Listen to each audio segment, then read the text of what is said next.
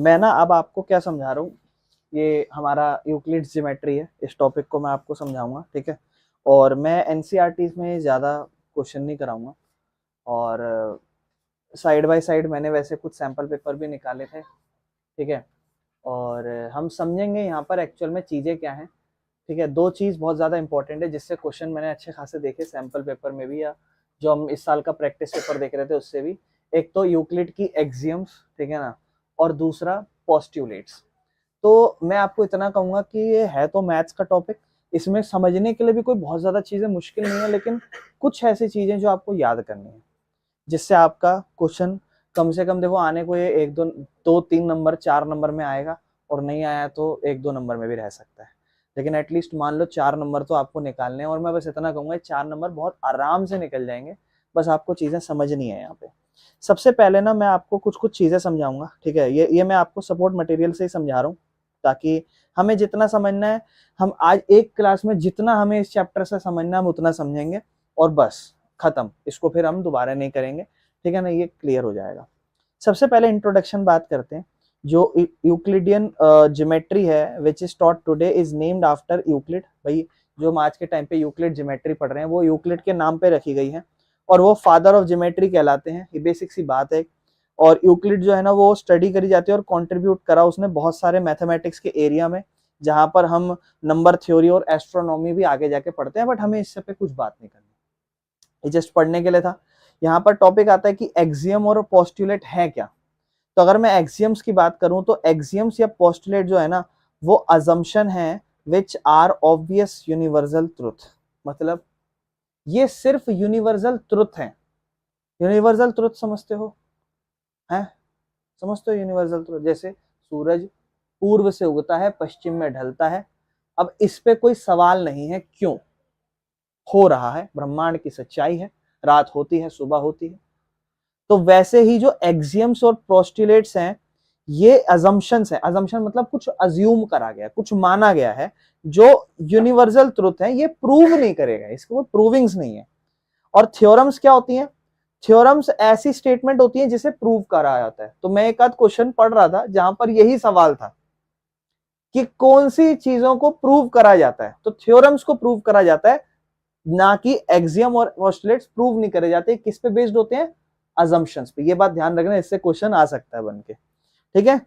तो इसमें आप थ्योरम्स में क्या करते हो? डेफिनेशंस दी जाती हैं, एक्सियम्स मतलब अजम्पशन दी जाती हैं, प्रीवियसली प्रूव्ड करी हुई स्टेटमेंट दी जाती हैं, ये सब चीजों के बेसिस पे थ्योरम्स चलती हैं। कुछ यूक्लिड के एक्सियम्स थे जो आपको याद रखने हैं, ये 7 एक्सियम्स हैं, ये आपको याद रखने हैं बेटा। अब ये आपको कोशिश करनी है याद रखना। अब आप कहोगे भैया कैसे याद, कुछ मुश्किल नहीं है, बस बेसिक सी बातें हैं। Things which are equal to the same things are equal to one another. एक काम करते हैं, इसके साइड बाय साइड एनसीईआरटी भी निकाल के रखते हैं, क्या दिखाना किसी के पास एनसीईआरटी है? चलो, पहली बात क्या लिखी हुई है आप देख रहे हो यहाँ पे? क्या ऐसी चीज जो इक्वल है किसी चीज के, तो वो इक्वल है टू वन अनदर। मतलब सिंपल सी बात है, things which are equal to the same thing. कोई एक चीज है वो किसी सेम चीज के इक्वल है, तो वो इक्वल होगी एक दूसरे के। ठीक है, बस बेसिक सी तो बात है। Things which are equal to the same thing are equal to one another, बस और कुछ नहीं है। मैं कोई एग्जांपल लेके समझाऊं क्या आपको? एक सेकंड रुको, कोई एग्जांपल लेके भी समझाता हूँ साइड बाय साइड। जैसे मान लो एक एग्जांपल है, तो बेसिक ही हो गया। जैसे मान लो फॉर एग्जांपल है नंबर की अगर हम बात करें, एक नंबर है a that is equal to 5, और एक नंबर है b that is equal to 5। तो a b के बराबर है, हाँ, क्योंकि दोनों 5 है, 5 के इक्वल है, तो हम कह सकते हैं कि क्या a और b बराबर है? यस। तो हम इसी तरीके से लिख सकते हैं कि a जो है, अब यहाँ तो न्यूमेरिकल लिखा है 5 के बराबर है, a को हम c के बराबर लिख रहे हैं और ऐसे, और हम कह रहे हैं कि b जो है वो भी c के बराबर है, तो हम लिख सकते हैं कि a जो है ना वो एक्चुअल में b के बराबर है। मतलब समझ रहे हो? मतलब ये है कि अगर a की वैल्यू 5 है और b की वैल्यू 5 है, न्यूमेरिकल, कि अगर एक चीज किसी के इक्वल है और दूसरी चीज भी किसी के इक्वल है, और वो दोनों चीज आपस में एक दूसरे के इक्वल है, तो हम कह सकते हैं कि पहली चीज और दूसरी चीज भी आपस में एक दूसरे के इक्वल है। आप कहोगे भाई ये कैसी कैसी बातें कर रहे हो, ये ऐसी ऐसी बातें इसमें ही है। समझ रहे हो, बेसिक बेसिक सी बातें हैं। जैसे फॉर एग्जांपल मैं कहूँ कि जैसे मान लो कशिश, कशिश की जो एज है वो मिष्टी के बराबर है, और मेघना की जो एज है वो भी मिष्टी के बराबर है। तो इसका मतलब कशिश और मिष्टी और मेघना दोनों की एज बराबर है। अब समझ में आ गया। दिस इज फर्स्ट यूक्लिड का एक्सियम। कोई दिक्कत है इसमें? समझ में आ गया पहला एक्सियम। अब ये आपको याद रखना है, क्योंकि क्वेश्चन आएंगे वहां ऐसे चीजें लिखी जाएंगी, जैसे मैंने कहा ना ऐसे, तो आपको बोलेगा कि बताओ ये कौन सा यूक्लिड एक्सियम है, तो आपको ये स्टेटमेंट याद रखनी है। Things which are equal to the same thing are equal to one another. चलो अब बात करते हैं जैसे अगला, if equals are added to equals the wholes are equals. फिर ये अलग से दे दिया एक तरीके से, ठीक है ना। तो दूसरा वाला क्या कहता है, ध्यान से समझो, बराबर चीजों में बराबर चीजें ऐड करोगे तो रिजल्ट भी बराबर होगा। मतलब दो चीज बराबर है, जैसे फॉर एग्जांपल मैं कहा कि फिर से ये बात करते हैं क्या हुआ। हाँ, जैसे मैंने कहा कि कशिश की जो एज है वो मिष्टी की एज के बराबर है, ठीक है। तो ये कशिश की एज है और ये किसकी एज है, मिष्टी की एज। फॉर एग्जांपल दोनों 15-15 साल की है, अज्यूम करेंगे। तो अब मैं यहाँ पे कह रहा हूँ कि दोनों की उम्र में दो दो जोड़ देते हैं। तो दोनों के में जो मैंने जोड़ा, क्या वो इक्वल नंबर जोड़ा? हाँ।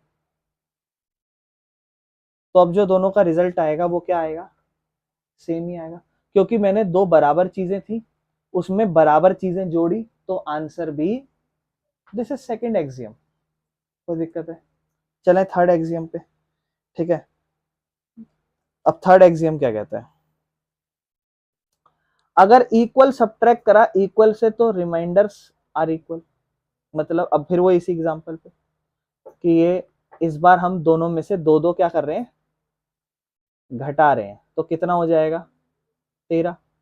दिस इज थर्ड एक्सियम कि एक सेम, दो चीज सेम है और उसमें से सेम चीज घटा दी, तो answer will be third axiom.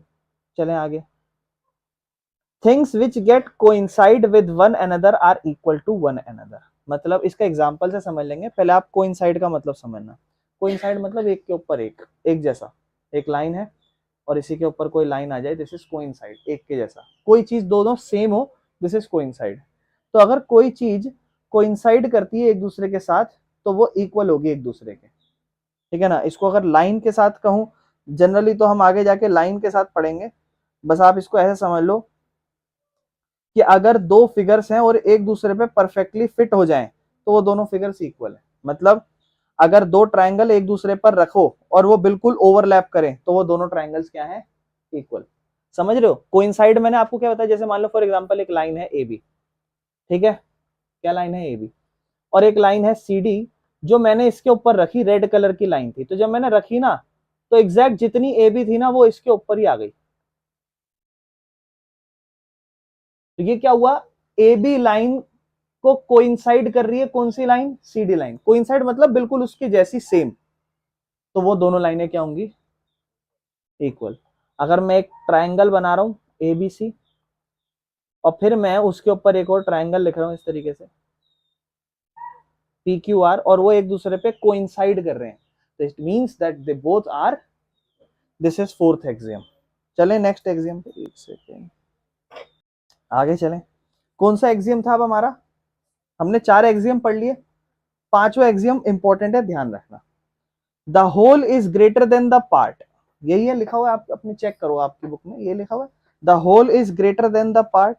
मतलब पूरा हिस्सा हमेशा उसके पार्ट से बड़ा होता है, पूरा हिस्सा उसके पार्ट से बड़ा होता है। मतलब फॉर एग्जांपल मैंने एक लाइन लिखी, this line is A B, और इसके बीच में फॉर एग्जांपल मैं सी बना रहा हूं, तो होल क्या है यहाँ पर, पूरा पार्ट ए बी, वो हमेशा उसका एक पार्ट क्या, ए सी से बड़ा होगा, और वही ए बी हमेशा उसके दूसरे पार्ट बी सी उससे भी क्या होगा, बेसिक तो बात। This is fifth axiom.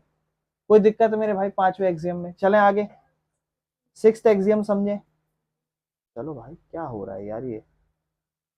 Next sixth axiom कहता है things which are double of the same thing are equal to another one another, मतलब things which are double of the same thing are equal to one another. अगर दो चीजें किसी same चीजें का double हो तो वो इक्वल होंगी। मतलब दो चीजें हैं, दो चीजें किसी सेम चीज का डबल है, दो चीज है, फॉर एग्जाम्पल ए और बी दो चीज है, वो किसी सेम चीज थी, कोई सेम चीज थी, जैसे फॉर एग्जाम्पल ये 5 था और फॉर एग्जाम्पल ये भी 5 था, तो वो सेम चीज थी और वो उसके डबल के इक्वल है। जैसे ए किसके बराबर है, 5 के, और बी भी किसके बराबर है, तो दोनों सेम चीज का, ये दोनों सेम चीज है, इस सेम चीज के डबल के अगर इक्वल है, यानी कि ये जो ए है वो एक सेम चीज है, डी किसी एक सेम चीज के बराबर है, और अगर वो उसके डबल के इक्वल है तो वो एक दूसरे के बराबर होंगी।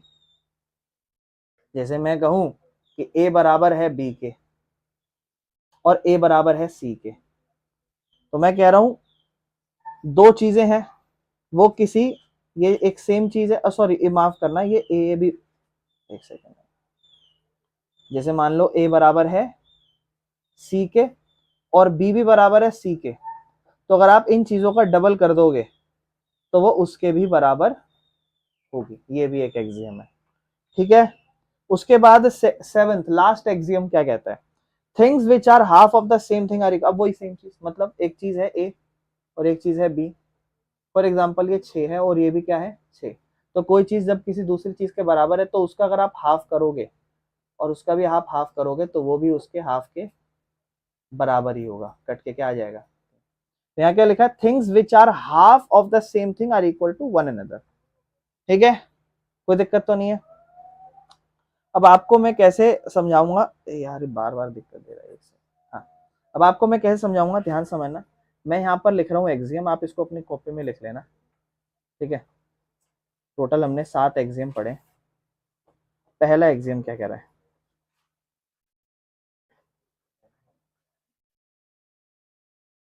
इक्वल टू सेम थिंग, दोनों चीज एक दूसरे के इक्वल है तो वो इक्वल होंगी। दूसरा, equal plus equal is equal to equal.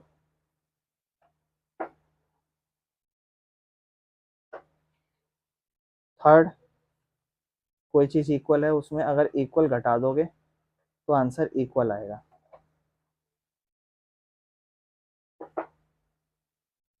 Fourth axiom, इसको कोइंसाइड का बस लिख लो। फोर्थ एक्सियम में कोइंसाइड की बात की गई थी, लिख लिया पहला, हटा दूं, कोइंसाइड लिख लो बस, कोइंसाइड पढ़ते ही समझ में आ जाएगा। इसके बाद पांचवा, होल हमेशा किससे बड़ा होगा, उसके पार्ट से, पांचवा एक्सियम। छठा एक्सियम, कोई सेम चीज है उसका अगर हम क्या कर रहे हैं डबल, तो वो इक्वल हो जाएगा। और सातवां, कोई सेम चीज है और उसका अगर हम हाफ करते हैं वो भी इक्वल हो जाएगा। बेटा ये सब एक्सियम्स थे, अब आते हैं जरा, ये सारी बातें लिखी थी और अब हम आते हैं हमारे पोस्टुलेट पे। अगर आप देखोगे टोटल 5 पोस्टुलेट है, और पोस्टुलेट की डेफिनेशन वैसे तो कोई सा भी पोस्टुलेट आ सकता है, लेकिन पोस्टुलेट में पांचवा पोस्टुलेट ज्यादातर मैंने देखा था, तो ध्यान रखना। और एक एक करके पोस्टुलेट समझेंगे, ज्यादा कुछ मुश्किल है नहीं पोस्टुलेट समझना, ठीक है। चलो आपके सामने सारे पोस्टुलेट होंगे और मैं एक एक करके समझाता हूँ, ध्यान से सुनना मेरी बात।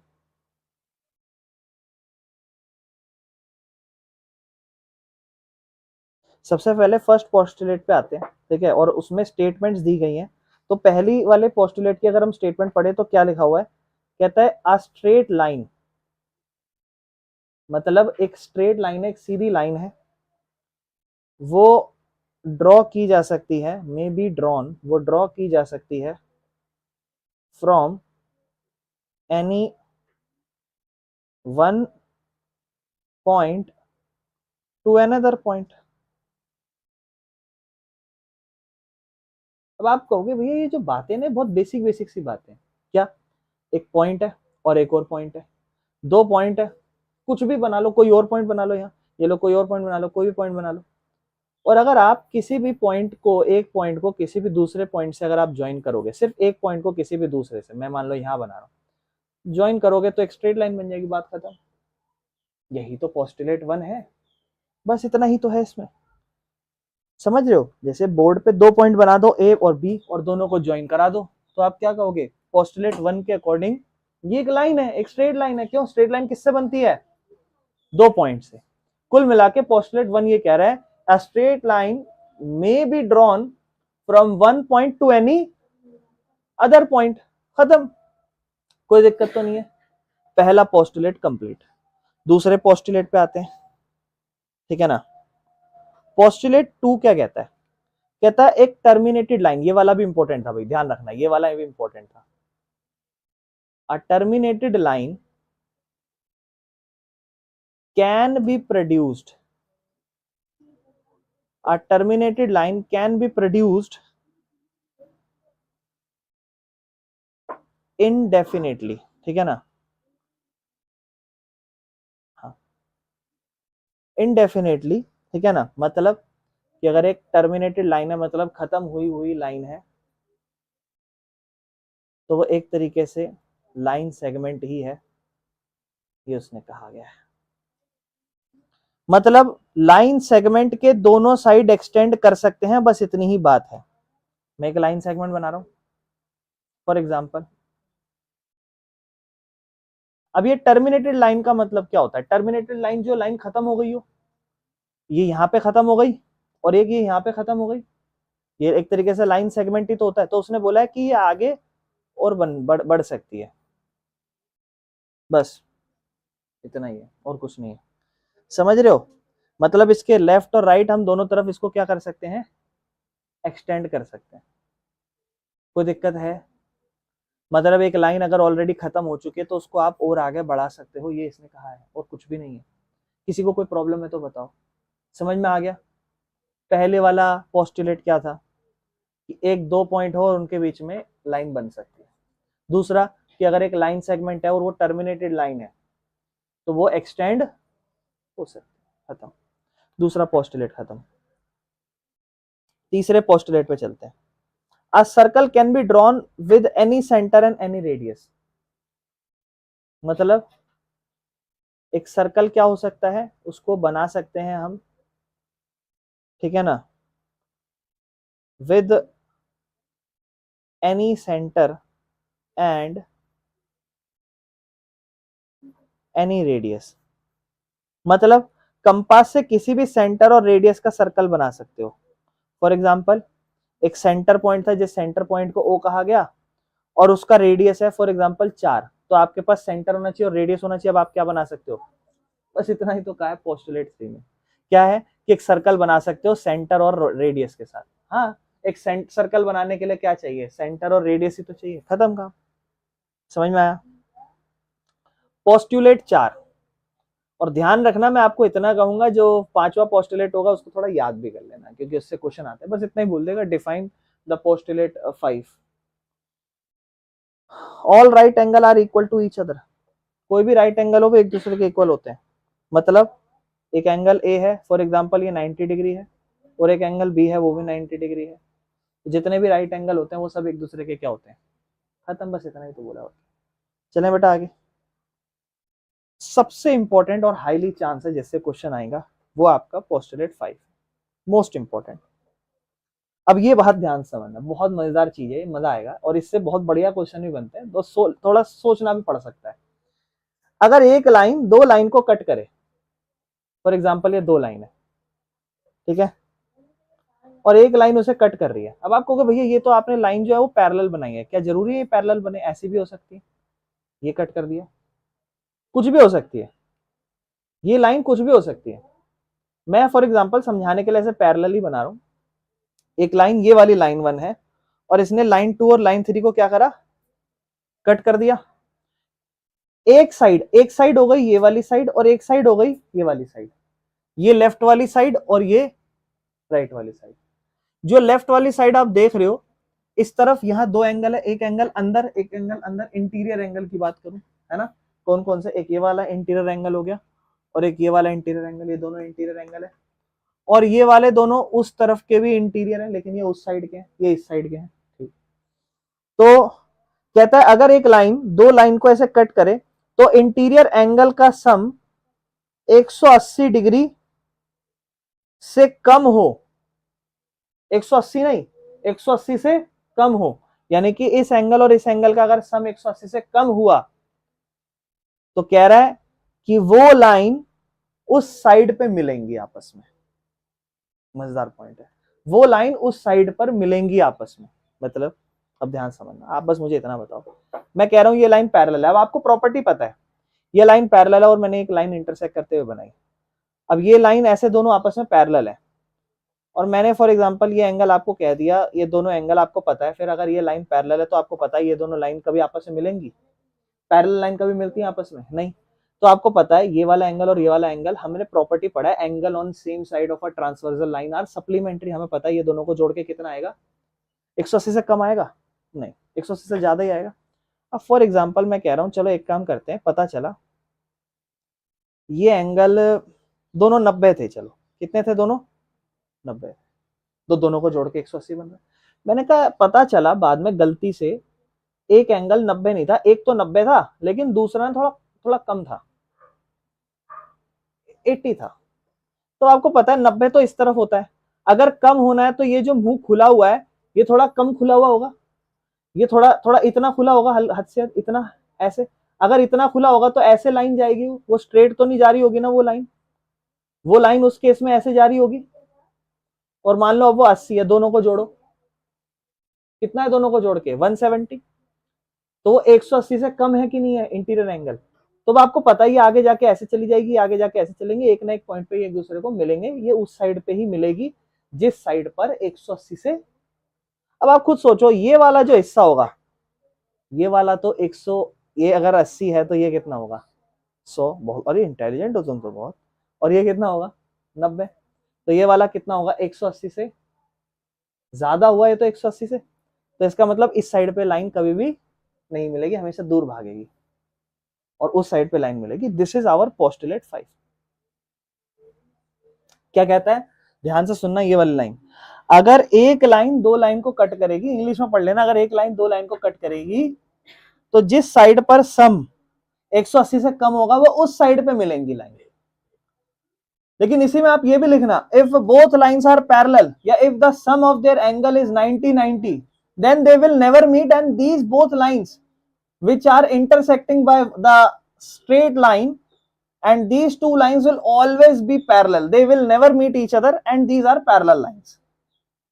But in case if their sum is less than 180 degree, which means we can say that the sum is less than 180 degree, and in that case we can say that they will meet each other to that side at which side the sum will be less than to 180 degree. Okay, clear है, कोई दिक्कत तो नहीं है।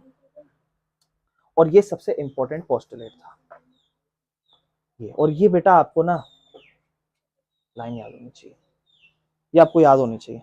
अब देखो उसने क्या बोला, सम जो है ना वो लेस है टू राइट एंगल से, उसने सप्लीमेंट्री यूज नहीं करा। दो राइट एंगल मतलब ये भी 90 से कम और ये भी 90 से, तो मिल जाएंगे आपस में।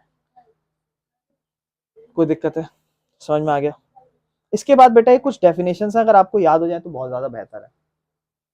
कि पॉइंट जिसका कोई पार्ट नहीं होता, लाइन जिसकी जो ब्रेथलेस होती है, एक ऐसी लंबाई जिसकी कोई चौड़ाई ना हो, क्योंकि अगर एक लाइन इसकी चौड़ाई भी हो जाए तो वो एक लाइन थोड़ी ना है, फिर तो वो एक रेक्टेंगल बनने लग जाएगा। एक मैं सीधी सी लाइन बना रहा हूँ, इसकी कोई चौड़ाई हुई क्या? नहीं, सिर्फ लंबाई है, तो ये लाइन है। End of the lines are points, कभी भी लाइन जहां पर एंड होती है तो वो क्या कहलाते हैं? उसके पॉइंट्स कहलाते हैं। डेफिनेशन, एक स्ट्रेट लाइन जो होती है ऐसी लाइन होती है जो इवनली पॉइंट्स होते हैं उस पे, मतलब बहुत सारे पॉइंट्स होते हैं उस पे, एक लाइन पे, सीधी लाइन पे बहुत सारे पॉइंट्स से ही तो बनती है। एक सरफेस जहां पर लेंथ और ब्रेथ दोनों होता है, सरफेस जब भी तो बनेगा जब लेंथ भी होगा ब्रेथ भी होगा, यानी कि एक सरफेस में हमेशा लेंथ और ब्रेथ दोनों होती है, इसलिए 2 डायमेंशन फिगर बनती है। किनारा सरफेस लाइन का होता है, समझ रहे हो? जो भी सरफेस है इसकी एजेस जो होते हैं वो लाइन सी तो होती है, मतलब मैं एक सरफेस बना रहा हूँ, ये मैंने दीवार बना दी आपके सामने, या फिर ये आप देख रहे हो सामने बोर्ड है। अब इस बोर्ड के किनारे या पूरी लाइन देख लो ना, ये सारे किनारे ही तो हैं इसके, ये क्या है, इसके किनारे हैं, तो ये किनारे इसके एजेस कहलाते हैं, ठीक है ना। ये एक प्लेन सरफेस, ये जो आप प्लेन सरफेस देख रहे हो ये स्ट्रेट लाइन से ही बन रहा है, ठीक है ना। बस कोई दिक्कत नहीं, समझ में आया बेटा, कोई दिक्कत तो नहीं है, समझ में आ गया है। ये आपके पोस्टुलेट और एक्सियम्स है, इसके बेसिस पे आपको क्वेश्चन आते हैं, तो आपको समझ में आना चाहिए। अब मुझे उम्मीद है आप समझ गए होगे, ठीक है। तो मैं आपको एक आध क्वेश्चन मैंने ढूंढे थे, 2-3, ज्यादा नहीं ढूंढ पाया मैं, बट मैंने कुछ क्वेश्चन ढूंढे तो मैं आपके सामने रख लेता हूँ। ये देखो, ध्यान से सुनना, देखो जैसे, बताओ इसका आंसर। यूक्लिड पोस्टुलेट, जो यूक्लिड का पोस्टुलेट 1 है वो क्या कहता था। अब देखो ऐसे ऐसे सवाल आ जाएंगे, तो इसीलिए 5 पोस्टुलेट और 7 याद हो जाने चाहिए। करो मेरे भाई, यूक्लिड का जो पोस्टुलेट है 1 वो क्या कहता था। अ स्ट्रेट लाइन में बी ड्रॉन फ्रॉम, हाँ एक स्ट्रेट लाइन बनती थी, सबसे पहला पोस्टुलेट हमने पढ़ा था कि 2 पॉइंट से स्ट्रेट लाइन बनती है, और ये टर्मिनेटेड लाइन, ये हमारा दूसरा पोस्टुलेट था। तो ऑप्शन ए है बेटा, कोई दिक्कत तो नहीं है ना। ये हमारा पोस्टुलेट 1 था। अब देखो इसके बाद एक 33वां क्वेश्चन दिया था, अगर एक ट्रांसवर्सल लाइन, अब देखो ये मजेदार 5वां पोस्टुलेट है, देखो बहुत इंपॉर्टेंट, क्या कहा उसने, ट्रांसवर्सल लाइन इंटरसेक्ट करती है 2 पैरेलल लाइन को, तो कोरस्पॉन्डिंग एंगल जरूरी नहीं है इक्वल हो।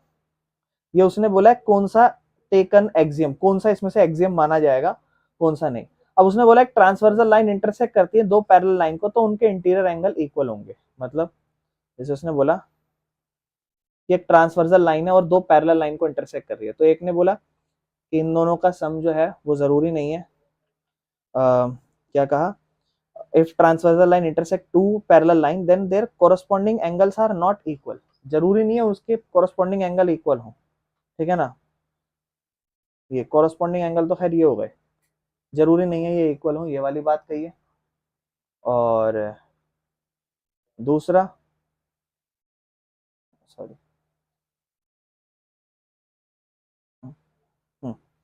दूसरा कि अगर ट्रांसवर्सल लाइन एक दूसरे को पैरेलल लाइन पे इंटरसेक्ट करती है तो उसके अल्टरनेट इंटीरियर एंगल इक्वल होते हैं। अल्टरनेट इंटीरियर मतलब ये वाला इसके, तो उसने बोला बताओ क्या ये जो सिस्टम है एक्सियम का ये कंसिस्टेंट है या नहीं है, तो जस्टिफाई करो। तो आओ आंसर से पढ़ते हैं। तो a system of axiom is called consistent if there is no statement which can be deducted from these axioms such that it contradict any axiom. It is known that if transversal line intersect 2 parallel line then each pair of corresponding angle are equal, which is a theorem. Therefore statement 1 is false. आपने जो पहली statement है corresponding angle वाली, ये कभी भी axiom में पढ़ी है, अभी एक्सियम पढ़ा, कहीं एक्सियम में पढ़ी थी स्टेटमेंट, तो ये स्टेटमेंट गलत है, ये एक्सियम का सिस्टम ही नहीं है, हमने तो एक्सियम में ये बात पढ़ी नहीं है। और दूसरा वाला अगर हम देखें तो it is known that transversal line जो होती है वो इंटरसेक्ट करती हैं 2 पैरेलल लाइन, हमें पता है कि अल्टरनेट इंटीरियर इक्वल होते हैं और each alternate interior angle equal होता है, ये भी एक थ्योरम है। तो जो स्टेटमेंट है पैरेलल वाली वो एक ट्रू एंड एन एक्सियम कहलाएगी, ठीक है ना। Therefore in given statement first is false and second axiom, second is an axiom, therefore given system of axiom is not consistent. Consistent इसलिए नहीं बोला क्योंकि फर्स्ट स्टेटमेंट तो गलत है, सेकंड ट्रू। अब देखो आपके मन में सवाल आएगा कि सेकंड एक्सियम कैसे है, अब आपको समझना है। 2 मिनट, ये सपोर्ट मटेरियल पढ़ा था अपन ने, सपोर्ट मटेरियल में एक स्टेटमेंट थी, अब ध्यान से सुनना यहाँ पे, इस स्टेटमेंट पे आओ। अगर कोई थ्योरम या स्टेटमेंट्स को आप प्रूव कर चुके हो डेफिनेशंस की मदद से, एक्सियम्स या प्रीवियसली प्रूव्ड स्टेटमेंट से और डिडक्टिव रीजनिंग से, मतलब थ्योरम्स जो होती है ना वो प्रूव की जाती है। अगर एक थ्योरम प्रूव हो चुकी है तो इसका मतलब उसे उसके अंदर एक्सियम्स यूज करा होगा, समझ रहे हो मेरी बात। अगर कोई थ्योरम प्रूव की गई है, थ्योरम में क्या होता है, चीजें प्रूव की जाती हैं। आपने 6-7 एक्सियम पढ़े कि 2 लाइनों को जोड़ते हैं वो इसके बराबर होती हैं, बेसिक बेसिक से 7 बातें पढ़ी। जब आपने कोई थ्योरम प्रूव करी कि 2 पैरेलल लाइन है, ये वाला अगर लाइन पैरेलल है तो ये एंगल इक्वल है, ये आपने फॉर एग्जांपल एक थ्योरम का पार्ट है, थ्योरम में पढ़ी, आपने एक्सियम में नहीं पढ़ा, लेकिन इसको प्रूव करने के लिए तो एक्सियम्स यूज किए गए होंगे। और यहाँ लिखा तो है कि अगर कोई भी थ्योरम सही है या कोई थ्योरम प्रूव की गई है तो इसका मतलब उसके अंदर एक्सियम्स यूज हुए हैं, समझ रहे हो, उसके अंदर एक्सियम्स यूज किए गए हैं तो वो स्टेटमेंट सही है। समझ, तो आप जब पढ़ रहे हो इस क्वेश्चन को, यहाँ पे आप क्या देख रहे हो, ध्यान से समझना। देखो यहाँ पे क्या लिखा है, ये वाली स्टेटमेंट तो थी ही गलत, तो हमने यहाँ पे क्या कहा कि ये तो हमारे कॉन्ट्राडिक्ट कर रही है। क्यों? क्योंकि ये एक्सियम्स में नहीं लिखा हुआ कहीं पे भी, ठीक है ना। एक system of axiom is consistent जब if there is no statements which can be deducted from these axioms such as it contradict any axiom, it is known that कि transversal intersecting two parallel line जो है, if a transversal intersecting two parallel line, then हमें पता है कि ये angles equal होते हैं। आपको ये बात पता है ना, कोरस्पॉन्डिंग एंगल इक्वल होते हैं, और इसमें स्टेटमेंट में क्या कहा गया कि नहीं होते। तो इसका मतलब पहली बात तो ये थ्योरम ही गलत है, जो भी इसमें यूज करी गई है, ये स्टेटमेंट ही गलत दी है उसने, और ये थ्योरम की बात की गई है। तो फर्स्ट स्टेटमेंट फॉल्स है और वो एक एक्सियम नहीं कहलाएगा, क्योंकि उसके अंदर जो भी एक्सियम यूज करे गए हैं वो गलत है। क्योंकि हमें पता है एक्सियम की मदद से हम थ्योरम को सही प्रूव करते हैं। यहाँ पर ये क्वेश्चन ही हमने आज तक ऐसा कोई स्टेटमेंट नहीं पढ़ा कोरस्पॉन्डिंग एंगल बराबर है, इसका मतलब उसने थ्योरम कोई जो भी कही है वो गलत कही है, और उसके अंदर जो कोई एक्सियम भी जो यूज करा है वो गलत यूज करा है, या फिर वो यूज ही नहीं करा एक्सियम, तो ये वो इनकंसिस्टेंट है।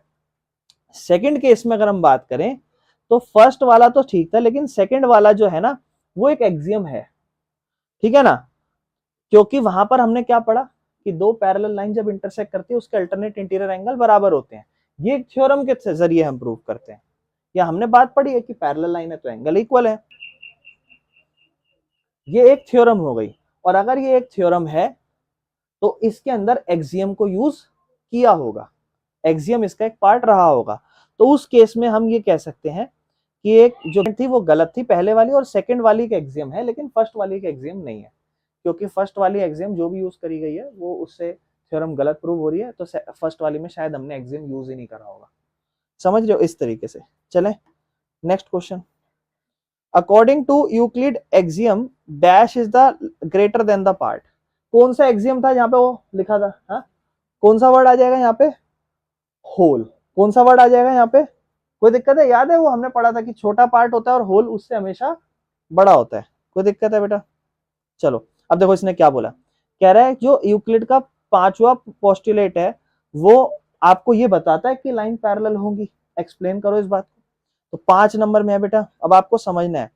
अब आपने देखो 5वें पोस्टुलेट में ये पढ़ा था कि अगर दो लाइन है और उनको एक लाइन काट के जा रही है और उन दोनों के जो दोनों राइट एंगल है, अगर ये दोनों राइट एंगल 180 या राइट एंगल नहीं है, या फिर उन दोनों का जो सम है वो 180 नहीं है, तो ये दोनों लाइनें आपस में मिलेंगी। लेकिन अगर वो 180 होता या वो अगर 90 डिग्री होते तो हम कहते कि हाँ लाइन पैरेलल भी है कहीं ना कहीं, और वो कभी मिलेंगी भी नहीं। क्यों नहीं मिलेंगी? क्योंकि दोनों का सम 180 है, यानी कि, और दोनों भी बराबर हैं, कभी नहीं मिलेंगी, पैरेलल है। तो उसने बोला है कि क्या ऐसा होता है, एक बार देखो, आओ पढ़ते हैं। बिल्कुल, ये हम कंक्लूजन निकाल सकते हैं। कैसे? जो यूक्लिड का 5वां पोस्टुलेट है वो क्या कहता था कि अगर कोई एक लाइन फॉल करती है दूसरी लाइन पे, फॉर एग्जांपल एल वाली लाइन पे और एम वाली लाइन पे, तो हमें पता है कि उन दोनों का एंगल 180 से बड़ा हुआ या फिर फॉर एग्जांपल 180 से छोटा हुआ, तो हमें पता है कि वो एक दूसरे पे मिलेंगी। लेकिन अगर वो फॉर एग्जांपल 180 के बराबर हुआ तो लाइन एल और एम कभी भी नहीं मिलेंगी, और उस केस में हम कह सकते हैं कि वो पैरेलल। जब दो लाइन आपस में कभी मिलेंगी ना तो वो लाइन क्या कहलाएंगी? आप सब छोड़ो ना, आप बस इतना बताओ। मैं आपको कह रहा हूं ये दो लाइन है, मैं कह रहा हूं ये इस साइड पे मिलेंगे, मैं कह रहा हूं ये इस साइड पे मिलेंगे, लेफ्ट साइड पे। अगर ये लेफ्ट साइड पे मिलेंगे इसका मतलब ये दोनों जो एंगल है इनका सम 180 से कम है, और इस तरफ 180 से ये लाइनें एक दूसरे को मिलेंगी, यानी कि लाइन पैरेलल नहीं होने वाली। लेकिन अगर मैं कहूं कि इसका और इसका सम 180 है तो ये लाइनें कभी भी, इसका मतलब जब लाइन कभी भी आपस में ना मिले तो वो दोनों लाइन क्या है, क्या दिक्कत है? आप बताओ, अब ध्यान से देखना, आप बताओ क्या ये लाइन एक दूसरे को कभी, मीत बता बेटा, क्या ये दोनों लाइन एक दूसरे को कभी मिलेंगी? देखो हक दिया ना इसने, क्यों? ये तो मिलेंगी, नीचे से मिल जाएंगी ना है कि नहीं? मिल रही नहीं मिल रही नीचे से, है ना। तो ये क्या है ना कि वो लाइन कट करके जाएगी, सब समझ में आ जाएगा, ठीक है ना। तो अब आप समझ में आ गए। तो पांचवें पोस्टुलेट से सबसे बढ़िया क्वेश्चन क्या बन सकता है, पैरेलल प्रूफ करने का, कि क्या वो लाइनें आपस में पैरेलल होंगी। तो आप बोलना अगर उनका सम 180 से कम है मिलेंगी, पैरेलल नहीं है। लेकिन अगर उन दोनों का सम 180 है, लेकिन अगर 180 से ज्यादा हुआ तो भी नहीं मिलेंगे, तो फिर पीछे की तरफ से मिल जाएंगे आपस में, तो भी वो पैरेलल नहीं है। समझ में आया बेटा, कोई दिक्कत तो नहीं है।